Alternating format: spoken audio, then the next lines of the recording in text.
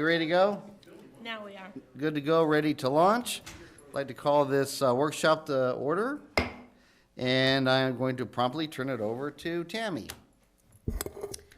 Okay, so we have public comment on the agenda. Is there any public comment tonight?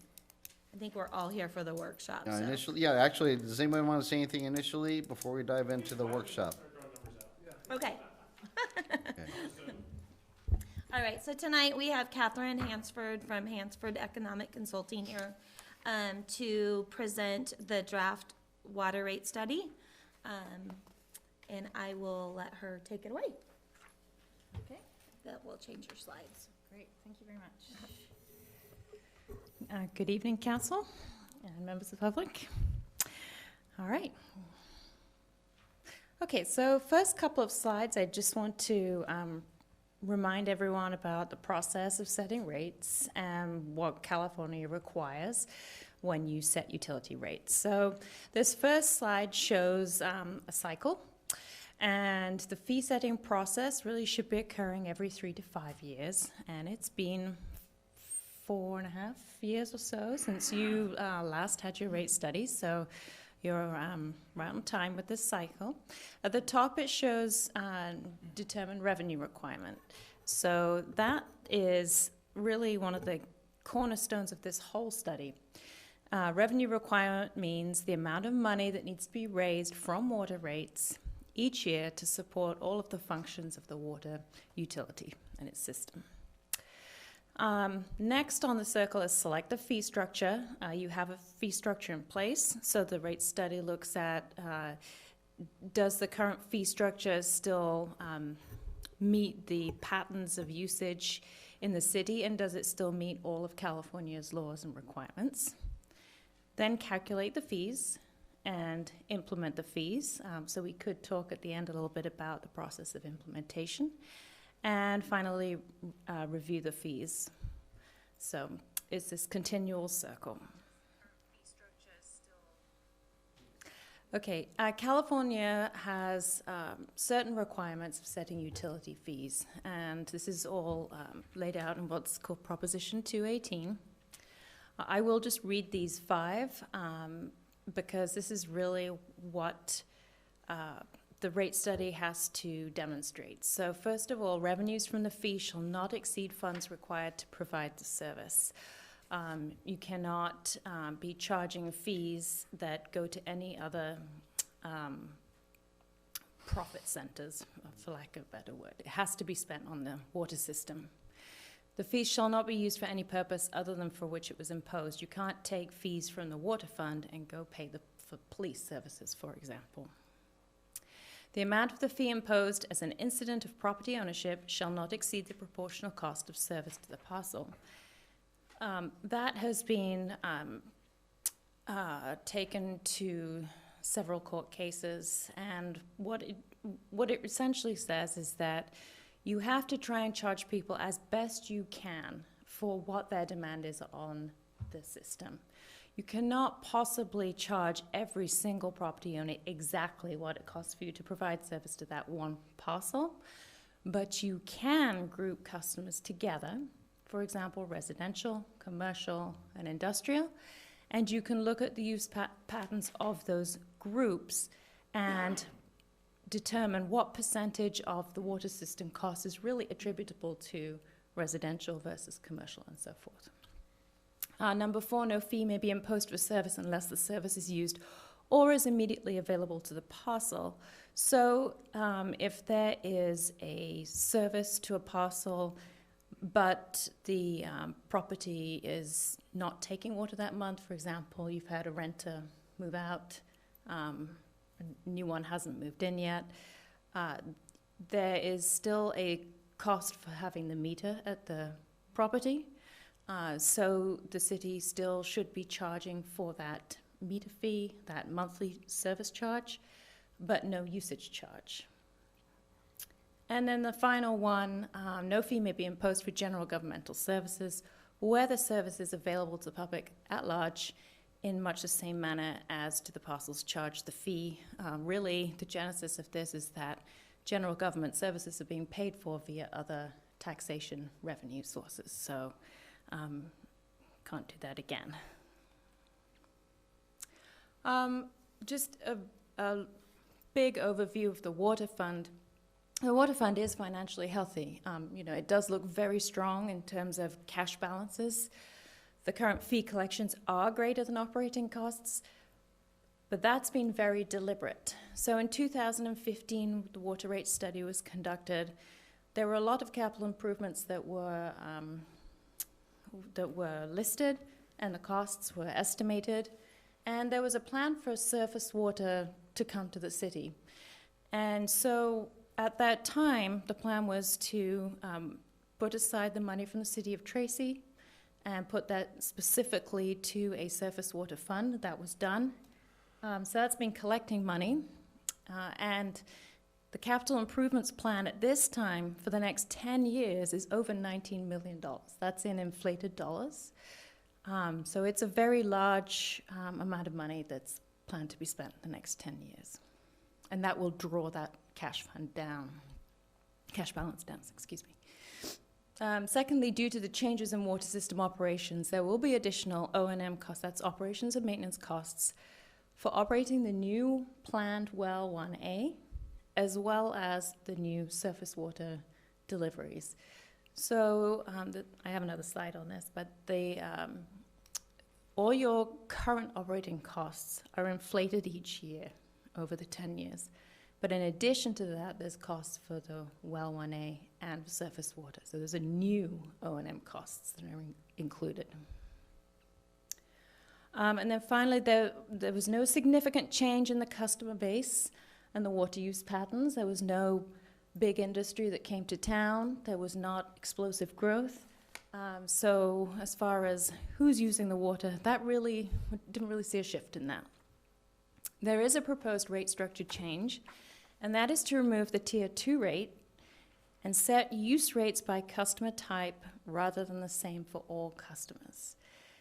So there's a couple of reasons for this. One which is noted in the water rate study is that there was a case, actually 2015, that stated that while Tier 2 rates are legal, they have to be based on demonstration that there is additional cost to service customers to provide that additional water. And really, with groundwater systems, there's not a great amount of expense associated with more use in the summertime. In fact, in some communities, if you look at it on a cost per 1,000 gallons or 100 cubic feet, it actually goes down. So the other reason why communities have Tier 2 rates is for water conservation, and that was really the key driver for Escalon to have it in the first place. But what we found with the 2015-16 drought was that tiers did not have the effect that had previously been thought that they had. What we saw was the state making mandated conservation, and the communities responded. They had to respond, and it wasn't because of Tier 2 rates, it was because they had to do it. And they had a lot of education, and that drove people to change behaviors. So removing the Tier 2 rate makes a lot of sense, I think, for Escalon. And to set the use rates by customer type, I'm going to go into that a little bit more. There are greater costs associated with serving certain groups of customers. If you think an easy one would be irrigation, because they really peak their usage on maximum months, so like July, August, for example. So it costs more to provide the water to them. Okay, so this pie chart shows what the bi-monthly fees are currently spent on. Excuse me. This pie chart looks very similar to other Central Valley communities. Personnel salaries, which includes all of the benefits, just a little under 40% of total costs. General government, 22%. Other supplies and services, 18%. Electricity, which is always a big one for groundwater systems, about 16%. What I want to do is kind of flash back and forth between this one and the next one. What will the bi-monthly fees be spent on? And the big difference here is you can see in green on the left, capital improvements, 25%. So I don't have the dollar numbers on here because over the next 10 years, that revenue requirement, amount of money it needs to be raised, is going to be a lot greater. In fact, over 10 years, it slightly more than doubles from where it is today. But if you just go back and forth between these two graphs, the same categories have the same color. So see personnel, 38% today. In the future, 24% as a percentage of total amount of money to be spent. So the big thing there is this capital improvements in green. And here are the estimated costs. Yeah, yes.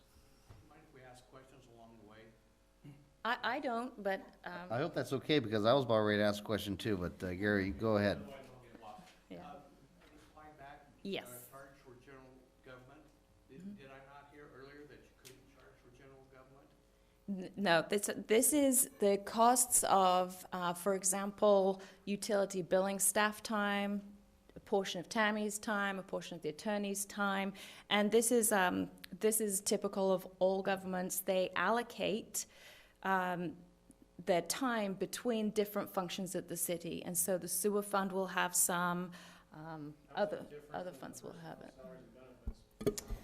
So it's, it would be like your buildings, cost of your building to house some of that personnel is divided between their, these meetings, a portion of the legislation that takes place for the city gets allocated to their, general copying needs. You know, the copier, when we make copies, we don't do it by department, so we allocate that out. Back up one more slide. The Yeah. pie chart. Yes. We're spending 60% of our dollars on government operation of our water system that you're collecting from us. Is that correct? Based on that current moment, 38, 22, 60? Personnel plus other accessory costs, lighting costs of this room. I Right, mean, it's, yeah. I understand that. I'm just Yeah. asking to clarify that 60% of my dollars go to pay for administration of our water system that doesn't put a wrench to the bike. No, that's not true. Because the personnel and salaries and benefits, that would be staff, yeah. That would be dedicated maintenance workers to the system. Is there a value to the bi-monthly fee? It's just a chart. How much money are you talking about in that chart? so it depends on how much water you use, but a typical customer pays about $82, I think it was, about $82 every 2 months. What's the other $120 Percentage of the go pie. for then? I'm talking about Sewer and garbage. intake of funds. Oh, okay, it's about 1.3, 1.4 million. A month? Oh, no, a year. Annual, for the whole system. So it's 100,000 or so a month. Yeah, it's a little over 100,000 a month, excuse me, yeah. That include both the residential and commercial and industrial? All of The them. entire All of the above. system. 60 grand a month. So you're bringing in 1.3 million approximately? Yeah. What's your debt service? There's not currently any debt service, but city is about to start paying. Technically For 4% planning loan. right now. If you're talking about the bi-monthly fees. Yeah, it's because I've included it in the 2019-20, which is your first payment Right. of the planning Which, loan. yeah, we have started making And Gary, you those stole my payments. question, so. Well, I'm a little confused I here. have- We don't have a debt service, or we do have a debt service? We do. You do, it just started this fiscal year. So we never had one before? How do you collect money without a debt service? Well, the debt service is basically on a loan, and Well, I'm talking about the cost of doing business. What is our annual cost per year to operate the water enterprise? approximately 1.3 million, And that's what we bring in. correct. So it's a wash. Well, not necessarily, because some of that money is allocated to go for future capital improvements and capital improvements. I mean, Right. and there is some reserves that are kept maintained in the funds. What percentage of reserves are held in the water enterprise? Well, it will fluctuate from Do we year have to any year. kind of a history on them? Do we have an average? So, yeah, it's about, let's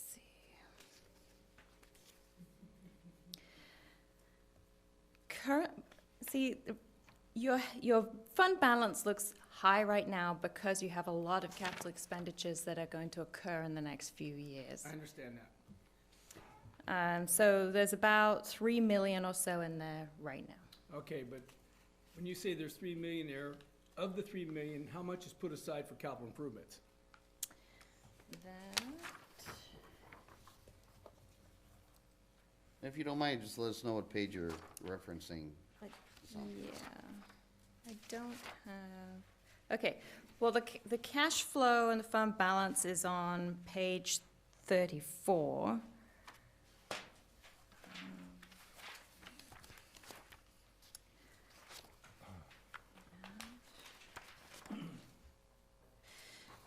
Okay, and then if you have the appendix, that's the better one to look at. It's the very last table, A21. What page? It's There- on the appendix. It's the very last page of the, Okay, Very last page. okay, I'm on the last page. What am I Okay. gonna find here? Yeah, so what this shows is what the current balances are, and you can see it's split between operating costs, depreciation, which is really for capital improvements and replacements, the debt service, the surface water connection, and capital. So I'm going to add this up. So capital is $1 million plus 500,000. This is rough numbers for the surface water. That's 1.5 plus depreciation is almost another $1 million. So You say surface water, what is it, what are we talking about there?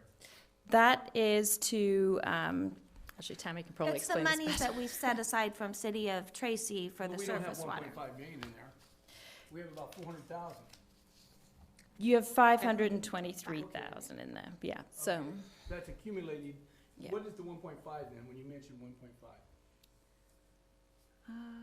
oh, okay. So that's the surface water plus the capital fund. Okay, it's capital fund plus 5, so then there's $1 million, approximately $1 million in the capital fund, which is for future work. There's 500,000 there that's been held from the water surface treatment plant. That's half of the 3 million. Where's the other half? Okay. Then there's also $1 million in the depreciation fund, and that is for system rehabilitation. What percentage are we allowing for depreciation? It's based on what our assets are and their depreciation. Our assets would be what? Well, we have. Wouldn't it be like the aerators, equipment out there, the No, generator? no, you're talking Sewer. surface water, you're talking at the wastewater treatment plant, we're in water. So it would be your water lines, your pump Well- stations, Okay, your wells, okay. So that's for. and then any vehicles allocated to the water department. So the vehicles are dispersed throughout the water and other enterprises, because they're not just for water. There are some that are just for water. So they don't use them in any other capacity other than So water. we have one truck that is specifically for water, our water operator. And so one truck does get allocated to the water department. Then there's equipment, there's either a generator or pumps or, Yeah, we do have it in there's here. some like larger equipment that, A310. Okay, so that's for the, That's a depreciation. Basically, anything that can get old and needs to be no, I replaced. get that. And what percentage are we contributing to the depreciation on an annual basis? It's about $200,000 a year. It's not put in percentage terms, but it's about About 200,000 200 a year. grand a year Yeah. out of the 1.3 million. Well, there's total. Bring in. There's about. There's a difference between how much you bring in each year and how much is held in. Is actually in the fund. I understand. Okay. How So- much of the 1.3 are we holding back every year for depreciation? So you're putting aside 200,000 each year for Out depreciation. of 1.3 roughly.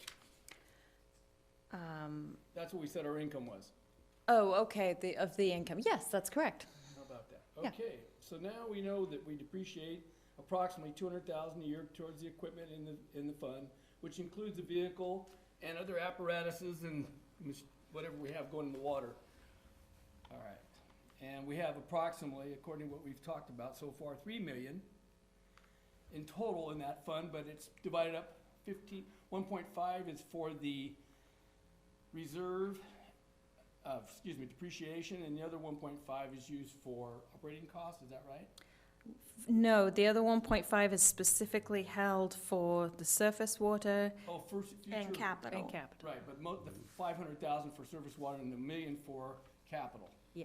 And the capital is used for any new projects that come up. Yes. Okay, I got it. I think I understand it now. Is the surface water calculation here, and I think it's on page, I think it's table 4.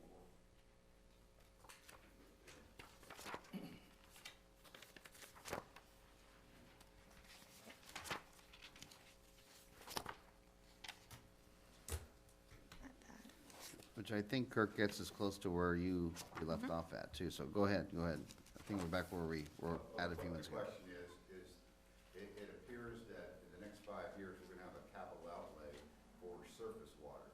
Is that indicative of going out for a loan? Yeah, actually, I think that's maybe the next slide or so. Yes, a portion of that surface water cost will need to come from a loan, which as of today is unspecified exactly where that will come from. So there's a plan in the next 5 years to start funding that project and beginning it? There is an estimated cost, and I believe there is a plan for that. It's about 8 million today. I'd say it would start to get you in position where you Right. could be I doing think just you guys that. are dreaming. I'm just Yeah. curious, 1,000 water. are we getting ready to draw plans and actually start? Oh, I don't know about that. No, we're not that close. In the next 2 years, we will be doing that. Okay, but we're including that in the rate changes right now. Correct. I just wanted to be sure that was it. I was reading this and I had no idea the city was ready to get. What do we think that project's gonna Yep. cost? In today's dollars, it's roughly $8 million. In future dollars, it's a little 10.5. That doesn't include environmental things either, guys. That's just the hard cost of the piping and the, but Well, it I is- think because, I don't know that we will have to do environmental because of the surface water treatment plant have already having that. You're crossing country and Environment. land that has nothing to do with that water plant. You're gonna encounter, you're gonna bring that thing, how many miles from there to here approximately? What, about 6 miles maybe? 6. Yeah, 6 miles, okay? No, it's From the at water Dodds treatment- and Escalon 6 miles below. from there to here, you're gonna encounter, I don't know how they could say there's not gonna be environmental impact reports done, because you're gonna cross people's properties, you're gonna need easements, all that stuff. I think the number's really off.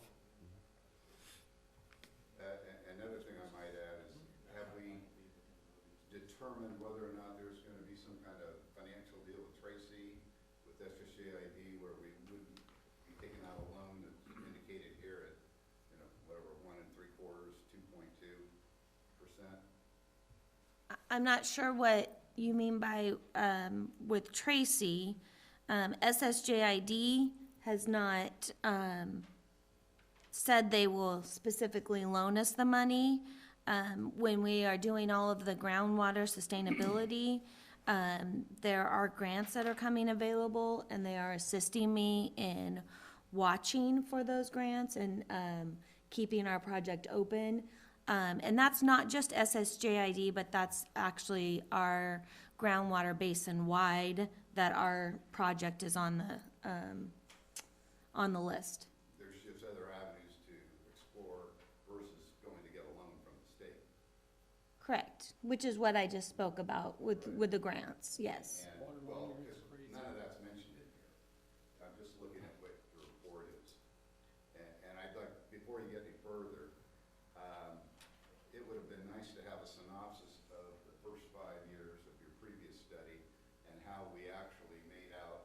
based on all the assumptions that were in that report, and how you would align your assumptions now going forward off that report. It's hard to, this is like brand new, and one of the good things about having Hanford here again is you have the previous knowledge somewhere where you can stack up information versus projected information. And, you know, did we put in all the meters that we said we were gonna do? Did we make all the improvements that we thought we were gonna put in? You know, there's no way to judge that, so we're looking forward at, you know. We started beginning reserve before we started the rate increases. So we did the rate increases, what, 4 years ago? Started them? Yeah. 4.5 years, 4.5. almost 5. Is all of this reserve built on that, or was there a reserve prior to that? There was not There's a whole this part of reserve, that. yeah, prior So to 4.5 this. years has built up $3 million. Yes, and we haven't completed all of the capital improvement projects, but that is part of the reason why there is a larger fund in there too. Yeah. How much more capital improvements do we have to do? What's the dollar? The water meters is the big I think project. that's the big one that's still, How much are we talking? 50,000, we've got 650,000. Yeah, 600,000, yeah. 650? Okay. yeah, and I hate to go back to Gary, I know that you and I stood in last time when we talked about this 5 years ago. What other big projects were still out there? I know most of the mains were replaced. We have been replacing mains. Yeah, I think the big one that's still out there is the meter, 600 grand. which again, that's part of that RFP package that you guys are sending out right now too. Right, that's Yeah. part of our The request for nice thing proposal. about it is that now you're in a financial position to handle that. Will those you know. water meters Correct. be controlled electronically, is that the idea? Yes. And when is that was supposed to happen? Well, that's part of this request for proposals that we just put out, was to do the meter switch over too. Is that the $309 that you put in this report, this study, that's what a new meter will cost? I think I know which table. Yes. Yes. That was gonna be one of my questions. For that would seem like it would save manpower. Correct. You don't have 2 days a month where people Right. walk around. How do they collect that? Is that just drive-by, or is that? It depends upon how the meters are set up, because there's two different ways that you can do radio read, which means that they do drive-by and they can pick up the radio reads, or they can do a direct read where it's Wi-Fi and you have it up completely automated at the office, so you have it at your fingertips. The whole idea is to save money. Right. On labor, so it'd be obvious. It seems like- Well, the other thing, it does benefit the residents also, because you can, with a lot of these meters, you can actually, a resident could track their own meter use. And if you could notice a leak, or you could be alerted of a leak a lot sooner. Yeah, before you're several $100 into it, all right. I have a question regarding that water line from out there. How do we know that, and when it comes time that we want our water back, we're gonna get it back? Water back From from, Tracy. oh, well, I mean, the contract that we have with them says that we can cancel it. So the water they're currently get, if we decide to take it from, where are they gonna make that up at? Well, I mean, there's lots of talk, for the surface water treatment plant going to phase 2, which we have an additional allocation for phase 2. Tracy is, got allocation from us and from Lathrop. And, so I think that there's still room in the system. They have actually been, Tracy has put in their own, tertiary plant for their water, so they've been using that more than the surface water. So their needs have changed too. But they are looking at the potential of phase 2 at the surface water plant, or maybe you call it 1.5, because there are some other ways that we could improve the operations down there and get more water out of it without having to go to a full phase 2. And this is, So after years of running the system, of course, they've learned a lot and found some things that work and some things that don't. so their capacity is increased enough in case we did decide we wanted our water, they would be able to offset that demand that Tracy has. Correct. The difference is this, who would allocate the water there? Would it be the district? Well, it would be a combination of Lathrop us, the district, and Tracy all, because we're all at the table. We have quarterly meetings. Okay. But this information in terms of them and their demand is all available through the people out there? Yes, If we were to look at an inquiry, they would be able to see that if we pull our water out, bingo, we'd be okay. They wouldn't have an issue with it. and right. Because we don't need our full allocation either.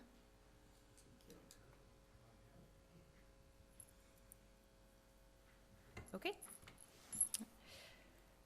All right. So this goes right into your question. The 10-year CIP's capital improvements plan funding. So of the total amount, so that $19.4 million, the rates and the reserves that are built up in the fund, it's estimated that that will cover about $8 million. There is a portion of the bi-monthly fees you pay that goes directly to meter replacement. So there's specific meter replacement fees. And then there's connection fees. That's paid by new development for their fair share of costs. And then about half of the total cost would need to come from loans. The Well 1A already has a planning loan through the state that would most likely be rolled into a construction loan. And the terms are really, really good right now, so hopefully that can be done pretty quick. And then for the surface water project, about $8.3 million would need to come from a loan or a grant or some source that's not yet specified. For the rate study, I assumed that you would also get an SRF loan just like for your Well 1A, because they have good terms. But it is possible if you're part of an IRWIM, you might get Proposition 84 funds. Groundwater Sustainability is coming out with a lot of grants for that. You might get some grants there. It's possible you might not need $9.6 million in loans, but it's also possible that the interest rate and terms might change from what I've assumed in here as well. So that's always tricky because it changes over time, and I'm doing a study now. So, but nevertheless, about half of the CIP funding plan will need to come from loans or other sources. Okay.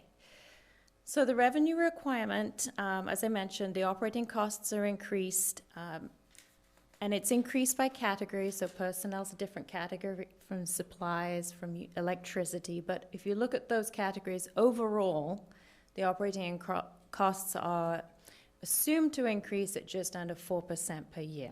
That is based on looking at both your historical annual operating costs and what I'm seeing in other communities too. And I think Escalon has done a really good job. So there was some, Raftellus does this national survey every 2 years for the American Water Works Association. They look at water rates and sewer rates and how they are increasing across the nation. They are increasing the most in the West, and they are far outstripping inflation. I mean, some places 7% or so a year. So I think just under 4% is pretty commendable. I did mention additional operations and maintenance for the well and the surface water, and then of course there would also be estimated new debt service for those projects as well. So those are new costs that are included in the revenue requirement.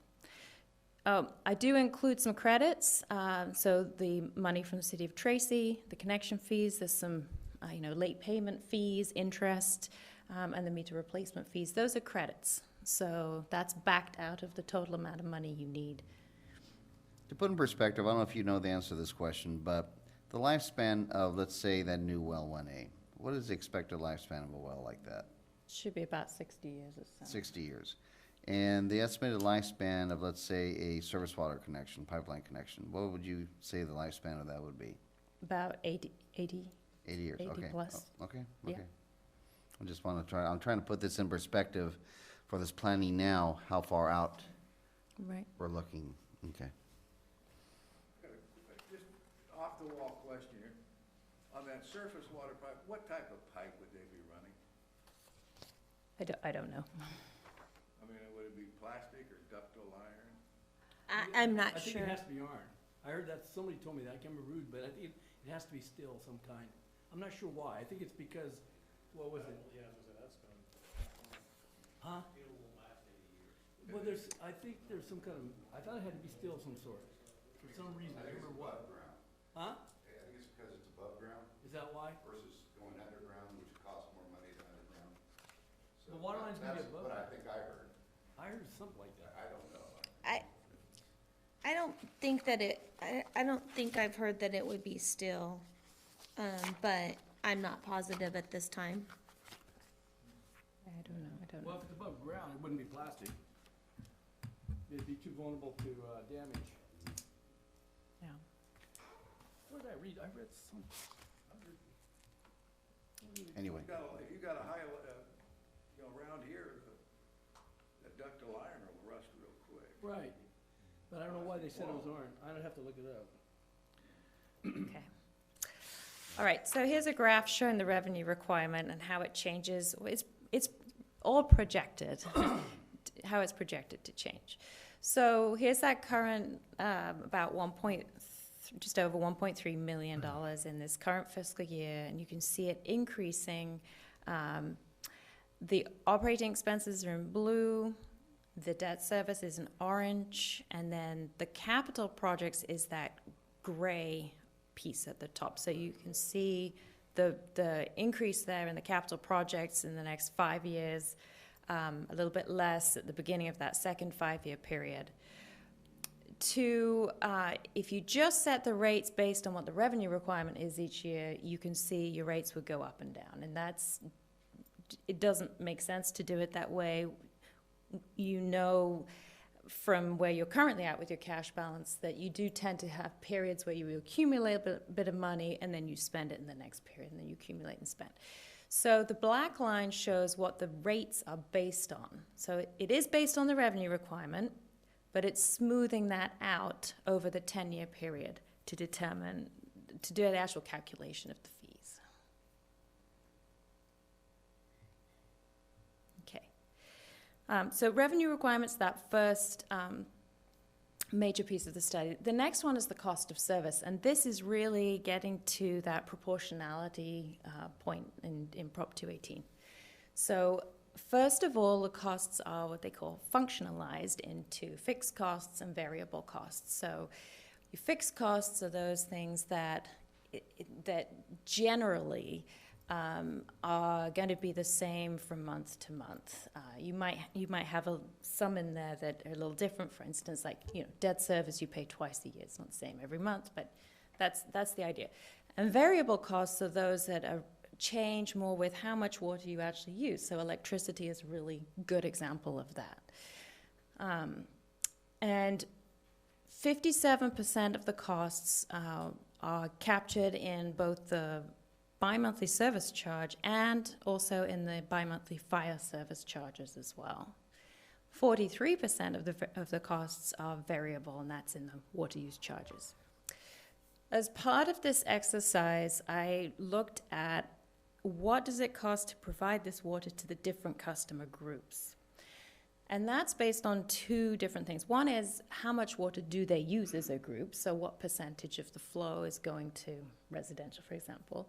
The other is, well, not just how much they use, but when are they using it. So it's looking at the peak month ratio to their average month ratio. It's looking at how many days a week they are really taking the water, because some commercial customers are not using it 7 days a week.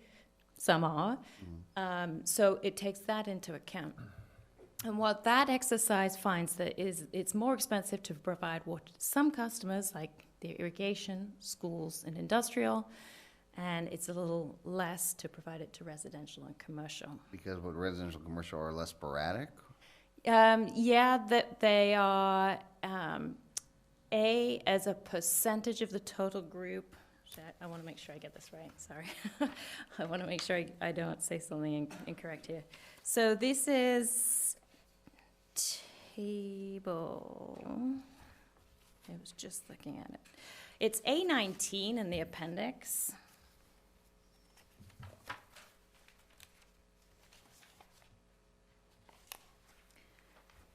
And this table does those two things I talked about. It looks at the flow and it looks at the peaking. So the top of the table, it says capacity peaking costs.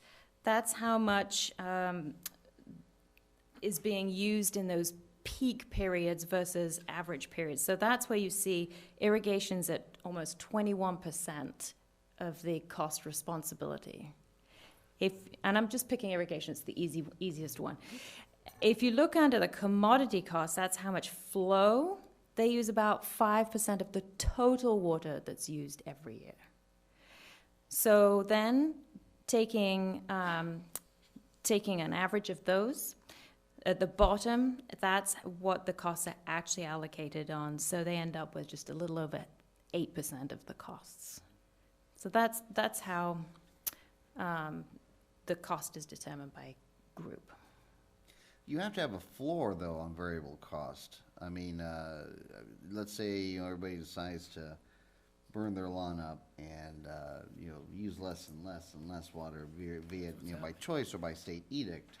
So, I mean, there's gotta be a floor there where you definitely have to have somebody, you know, employee-wise, something there, some chlorine there. What do you think that floor would be in this case?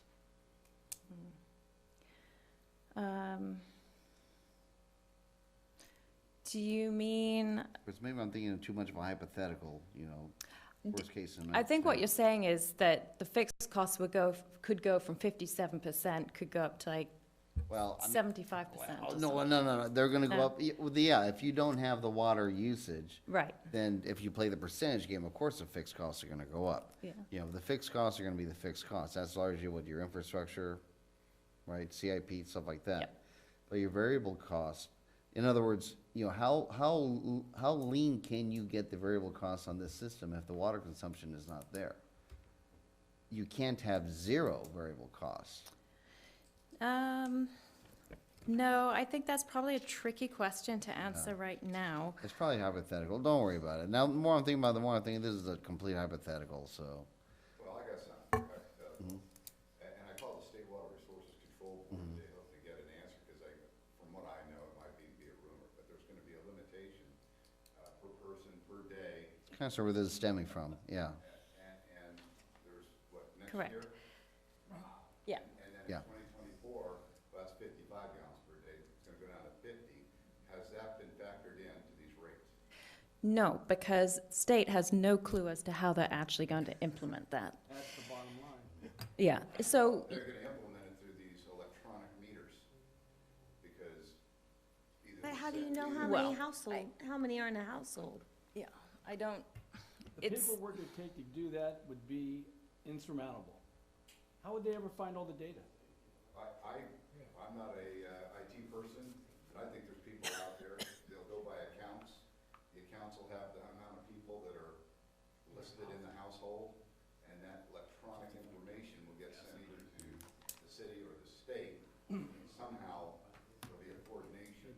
I can imagine, you know, when I first thought about it, I thought, how are you gonna do that? Well, you can't do it with analog, but you might be able to do it, especially if they can turn your water off at your meter, just like PG&E and MID and the other people could do.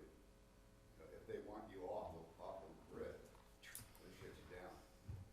Yeah, I mean, that's a consideration, that's part of where I was stemming from, you know, in that weird scenario where I have no idea how they would enforce that. And I'm not too sure how many coastal counties who vote pretty straight, you know, one-party ticket would appreciate that, you know.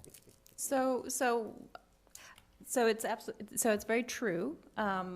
All the literature I've read from ACWA, which is a professional organization, a state lobbying group, there is no plan as of yet as to actually how to implement this. But what I can tell you is that in the water rate study, the amount of water that's projected to be used over the next 10 years only increases very, very slightly. So, you know, even if they, I mean, I don't want to make things up, but you know, you dropped a lot with your water usage in the drought. It's gone up a little bit since then, but if you know, with the projection pretty much staying the same for the next 10 years, I do think it's a fairly conservative approach that we have. I did know as here. part of your projections, basically throughout the notion of lots of growth in the town. True. Yeah. So which is Yeah. probably a good crystal ball. Right. Okay. All right. So key results. The bi-monthly service charges increased for all customers. I did highlight the use rate for the construction water does increase proportionately more than the other fees, and that's due to a change in methodology. The reason for the change in the methodology is having talked to other communities in the Central Valley, and there's been a bit of a shift away from how other consultants, including myself, have done this calculation in other communities, and I'm just being consistent with what is being used elsewhere. I also want to note the construction water fee is not a property-related fee. It actually will not be on the public notices that go out to property owners. This is for example, when you have a construction site and they need to have dust control and they take water specifically for that. It's a very temporary use of the water. You loan the meter from Correct. the city Yeah. and there you go. Correct. Right. We've already mentioned the cash reserves are projected to be drawn down, still keeping at least 6 months of operating costs in cash balance. So still maintaining a prudent reserve, but drawing down the cash. And here's a graph that's projecting the cash balance. This is the end of each fiscal year projection. So at the end of this fiscal year, projected to be about the same as it was at the beginning, about 3.3 million, coming down as money spent on the CIP. And then in orange, the target cash balance is 6 months of operating expenditures. So it goes up, you know, a little bit for the first 7 years, and then jumps up because of the surface water connection. It's assumed to be in place by year 8. So you're going to really should have more in the reserve to account for that. Any emergencies on the surface water pipeline, for example, if you have to fix that quick, you need the money there. Okay, this next slide is just a portion of the water rates projection. The full table is in the study. It's table 1. I've also got a handout of it here. What I was going to really focus on, though, with the table is the proposed change in the use. So I already mentioned the service charges would increase, but for the use charges, because there's a removal of the tiers, all of the water would be charged at the same rate, but the rate would be different by customer category because of that cost of service demonstration. It's in the study. Say residential, the proposed rate would be $1.44 per 1,000 gallons. Currently, residential pays $1.12 for the first tier, $1.29 for the second tier, and $1.46 for the third tier. And the tiers currently are different by each customer group. So for a single family customer, the first tier is 0 to 30,000 gallons bi-monthly, and 31 to 60 for tier 2 bi-monthly, and then more than 60,000 gallons would be tier 3 currently. So you can see there. Is that the proposed, or that's where it's at now? That's the proposed. And you're not supposed to charge tiers? It's not that you're not supposed to charge tiers, it's just, it's not advised because currently you're 100% groundwater. I do have a sentence somewhere in the study that says, when you do connect to surface water, I think that's something that should be looked at again. But currently, it's really not 100% No, we're only talking bomb-proof, because, 5 years right now, which is correct. what we're talking about for new increases. Yeah. So you, for a family,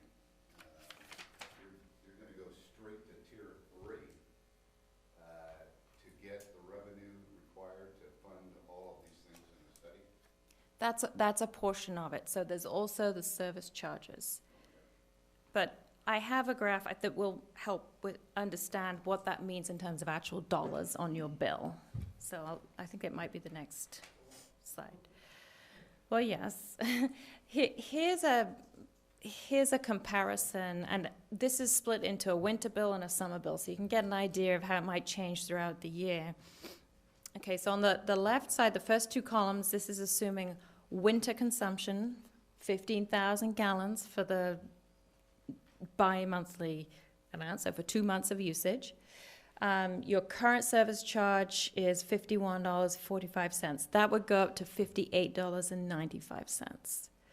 For the usage piece, that would go up from $16.65 to $21.41. So the total change would be about from $68 to about $80. Beginning March of 2020 and through a full year to the following March. And then for the summertime, I used an assumption of 47,000 gallons. You can see there the change goes, total change from about $107 to about $126. So for the wintertime, about a $12 $12. change and every 2 months. Summertime, a $20 change every 2 months. Yeah. Okay. Roughly. Roughly, because everybody uses a different amount, but I needed to show, it's intended to show a typical residential home. And there is a table in the study that shows different levels of usage. So if you're a residential customer, you can have a look at your bill and you can look at the table and you can see about how much of increase it would be. Do you want me to show you that table? I can show you. I have the report too. You need me to That's right. Here, table. Okay, it's page 35 of the study. So if you're a single-family home, you can look on the left and look what your usage is in gallons, and then you can go across and compare the total bill column with the total bill as of with the March 1st change. So yeah, for a lot of homes, it'd be about a $12 change in the winter.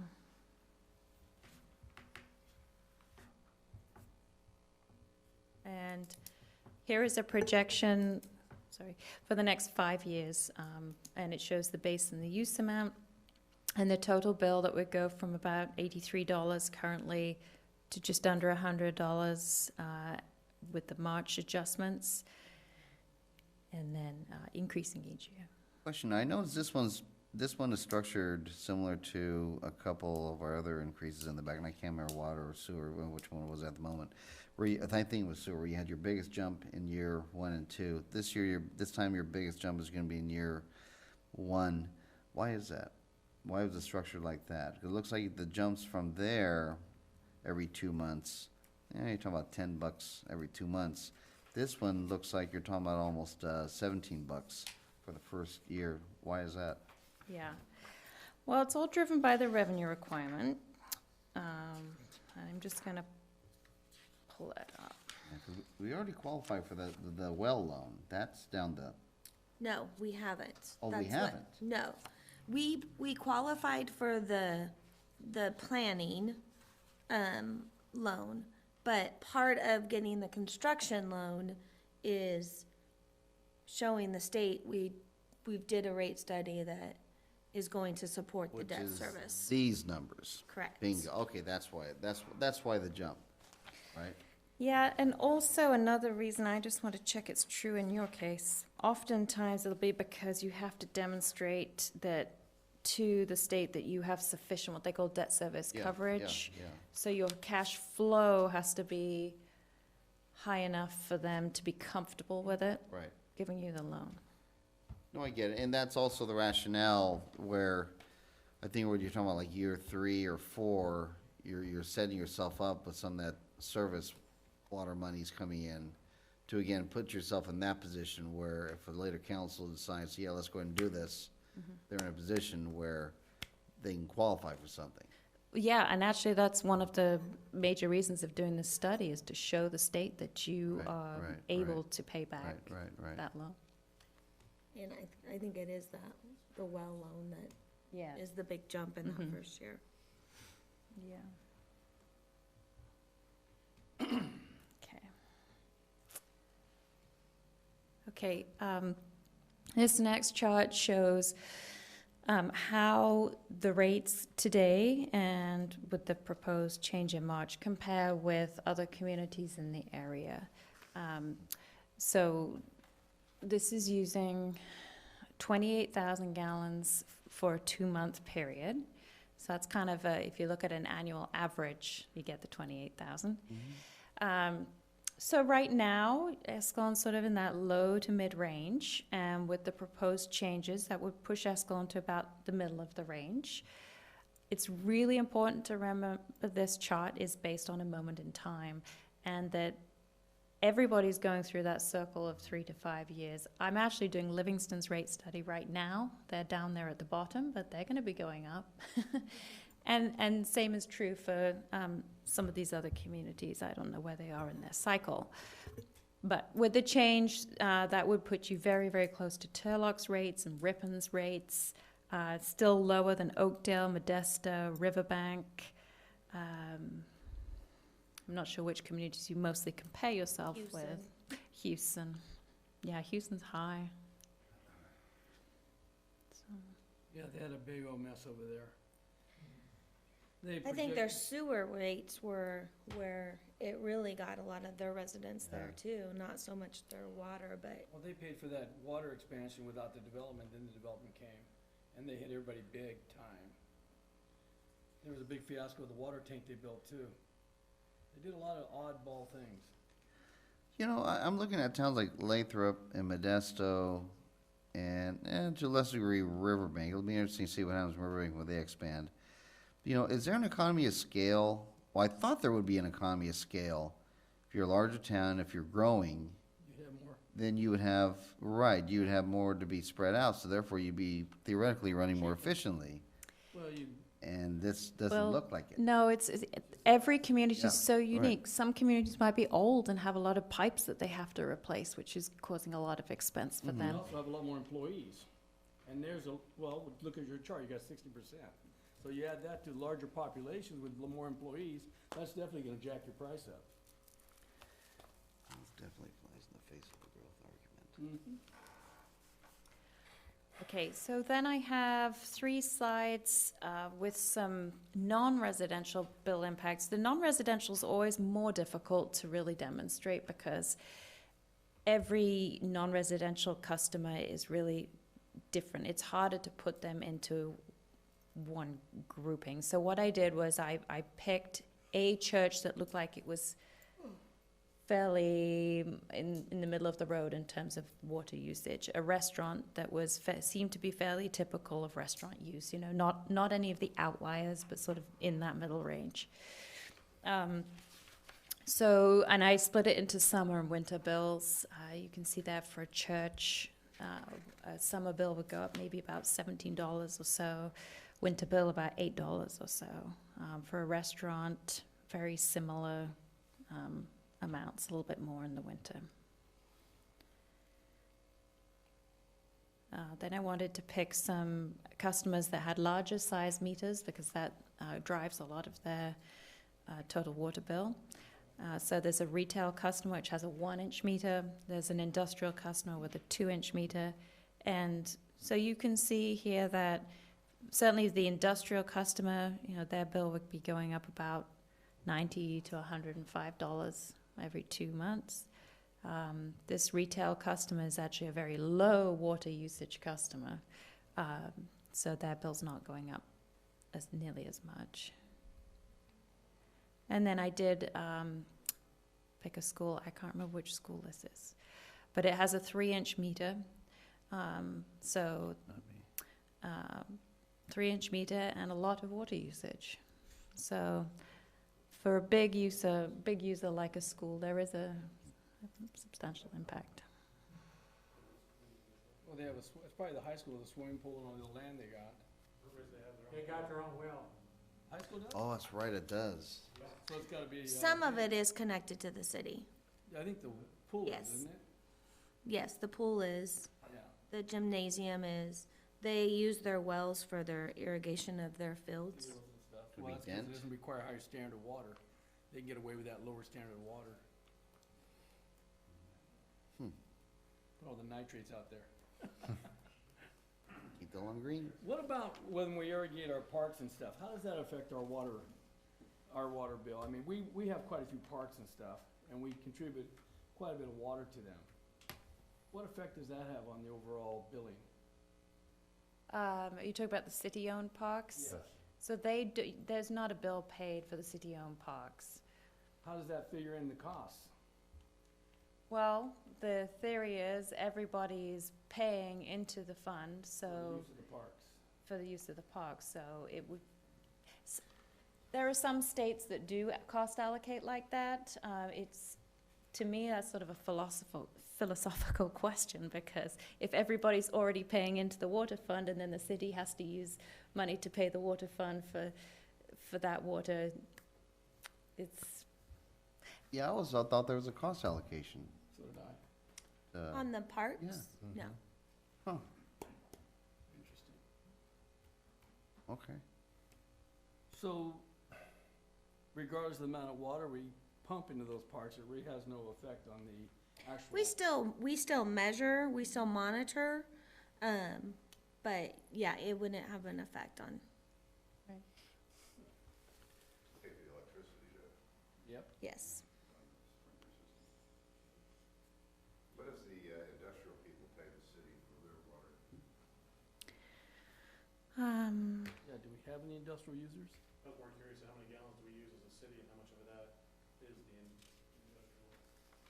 Yeah, good question. well, the city water usage is taken out of the total water usage that is, paid for, so that's already accounted for in the demand. Everything that's pumped out of our wells, what's that number? That's my question. How many millions of gallons we use Okay, as a whole? I have it in here. Oh, yeah. Yeah, I just don't remember off the top of my head, but it's in here. We have, are either the canneries on water that the city has in the So they are both connected to water, but they both have wells. So not all of their water goes through us. Okay, but we do know how much, of course. That they use from us, yes. So if you, Calculate how much they're sorry. pumping down our sewer if you want the rest of it, how much they're pumping out of our There you go. groundwater. Yeah, Because they're sucking up water from our groundwater supply. that's a good That point. from wells, Yep, and causing us more money later on, yep, something to consider. absolutely. So total water that's pumped is in table A4 of the appendix. A4, she said, or eight? A4, A4. A4.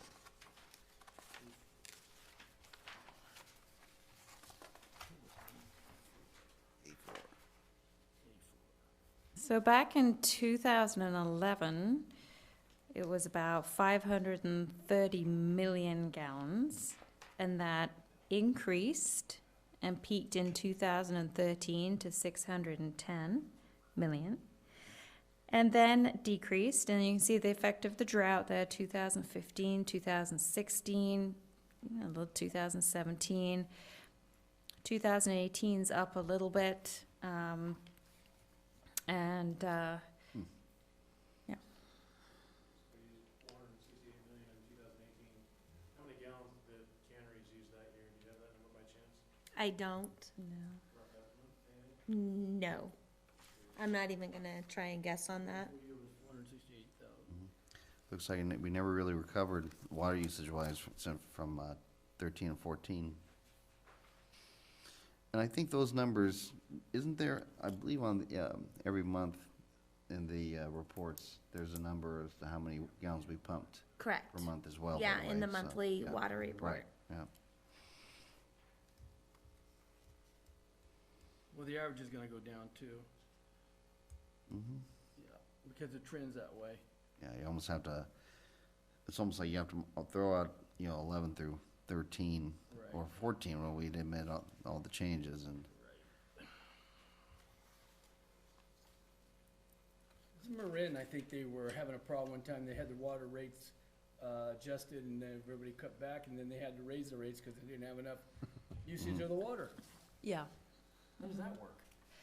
Well, there's a total sum of money that has to be raised, and So saving the water didn't answer the question or solve the problem. Yeah. You need a good consultant to take that in consideration, huh? I Okay. mean, there's things you can do. You can have drought surcharges and various things. I always think it's better to try and avoid that and just try and be more conservative in your rates. The other thing you could look at is page 29 of the report. And it's a figure, like a chart graph.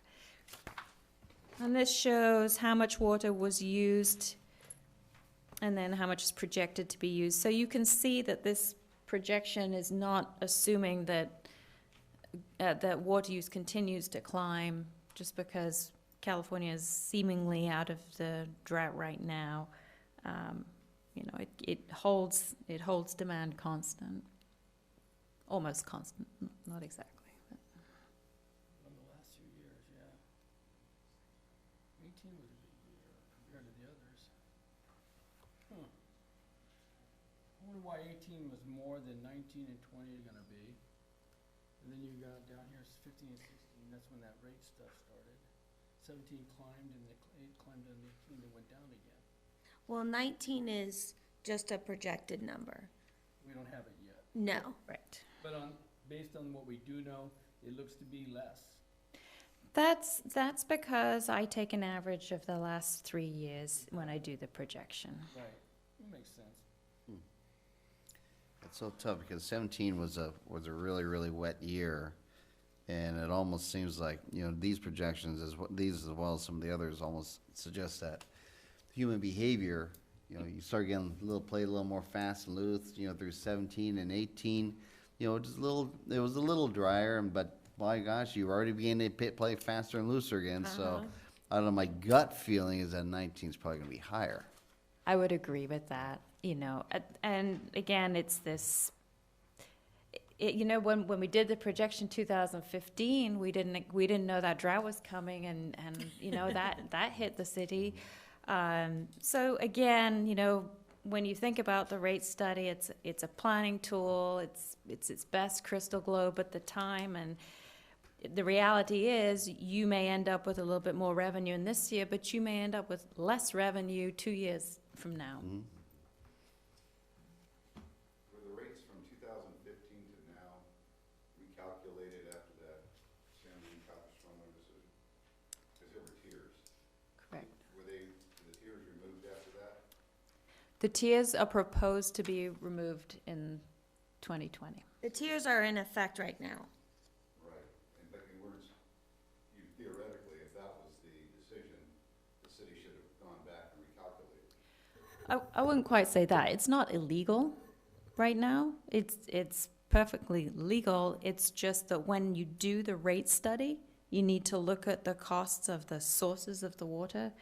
And at this time, there's just not really enough of a nexus there. I know what you're doing going forward. I'm talking about going backwards and so forth. Knowing that happened right after the rate study, you know, nobody changed the tiers to whatever. I mean, every year when they vote on a new rate, going forward that could have been addressed at that time. So I'll just address that. So when the Prop 218 process is conducted, and there's the public hearing, and then the rates are adopted. The rates are adopted for the next 5 years. So the council does not look at the rates every year.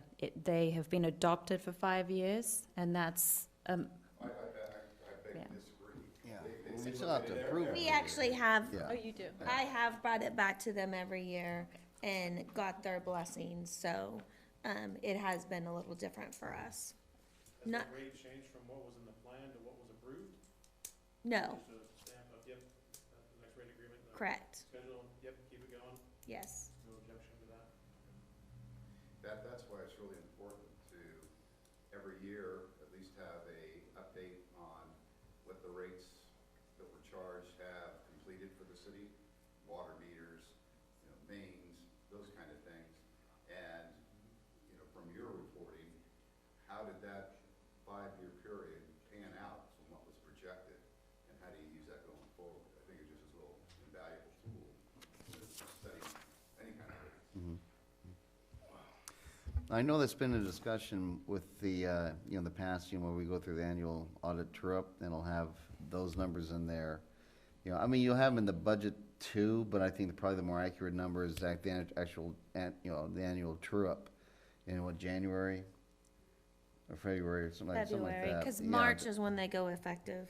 Yeah, but you're right, Kirk, that's a very good point. The more exposure we have to be able to see, here's where we thought we were gonna be, here's where we are. And I did better. do that last year Yeah, too. I yeah, presented yeah. where we were at. Robert, do you do the same thing with the wastewater system, 5-year review, rate study, rate increases? Yes. Yeah, When does that due to come up again? Right around the corner next year. I'm drawing a blank though. Do we vote on those annually? The sewer? I'm just trying to figure out what we're looking at. Drawing a blank. Because my bill, if I'm an average family, is going up $50 on my bill in 5 years or less. At this point, my bill's already at $200. The sewer's gonna go up probably at a similar rate or worse. Are you guys gonna go to monthly billing? When we get the meters changed out, we could. Because right now, with the manpower that it takes to go out and read meters, it's not feasible for us to do it every month. When's the projected timeframe on meters going in? So, we just put out for a, request for proposals to do in, multiple projects with the city, energy efficiency and utilities. So that is due back in,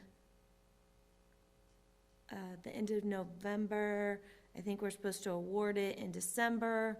So then, once the consultant's on, they're gonna do the evaluation of the city, so it may be another 12 to 18 months before we can get a project underway. Before we start putting meters on the house? Correct. Well, the automated meters, yes, yeah. They're gonna have to have some sort of electronic, source, aren't they? How are they gonna energize them?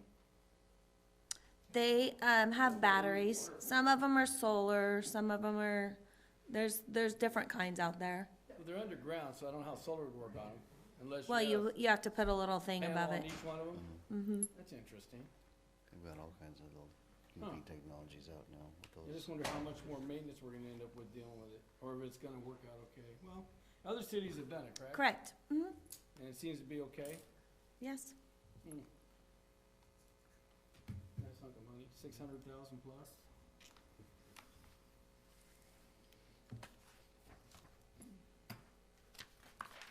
That is Are- the conclusion of my presentation. Okay, Sorry, I should have had a. Oh, no worries, no Final. worries. I didn't want to interrupt. Are there, we'll continue with the questions if there are questions. Go for it. What are we looking at come March, the average home bill for water? So that, yeah, that's going up from 83 to 99, So every 2 months, $100, basically. just $50 under, a month. just under, yeah. So that's $600 a year.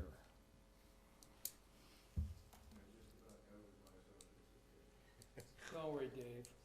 There's a lot of cans out there to pick up yet. You're gonna be okay. Wait, you're saying 83, it goes from 83 to $99 a month, right? It's a 16, every 2 months. Every 2 months. Every $50 a month. I know, I keep hearing $50 a month. Yeah. If It is that's for the $50 current a month. 2014 is Mark, I got that $50, it's right there. You're going up from 83 to 136. Over 5 One- years. Over okay, 5 okay. years, Well, I mean, I'm not saying it makes it any better, but So I'm just trying to couple that with, I it's know, okay. I thought my basic math was completely, so, yeah. with the rate there, I'm trying to prepare myself for that, because it's gonna get ugly. Yeah. I don't know if moving to another town's gonna help. He'll pay the bill than me. Huh? I'm a little more concerned about his ability to pay on a fixed income than mine. Yeah. Which reminds me, was there any consideration for seniors or any other types of consideration? Is this a flat rate is for everybody? Proposition 218 doesn't allow you to do that. Can't do that. The only, oh, sorry, I don't want That's to all right. interrupt. The only way you can do that is if you find a different revenue source for it. For example, if council said, we are going to use $20,000 a year to provide a discount for seniors, and then you have to set up the whole program, people have to bring the proof in, and Plus it's more to set it up while you're doing things. Okay. So those rate increases will cover that 9.6 loan, correct? Over the 5 year, the rate increase to go for 5 years, that's, if at year 5, does that mean we're going up again to still cover that debt service? so it would, Of the $9 million, does it still keep on trajectory up after that? it would go up after that, because not all the phases are done in the first 5 years for surface water. And there's more than just the cost of the well, too. There's I other, understand that. yeah, there's other mitigating factors, yeah. Yeah. You got your compensation for employees, maintenance, all the other stuff. Yeah, we saw that 60%.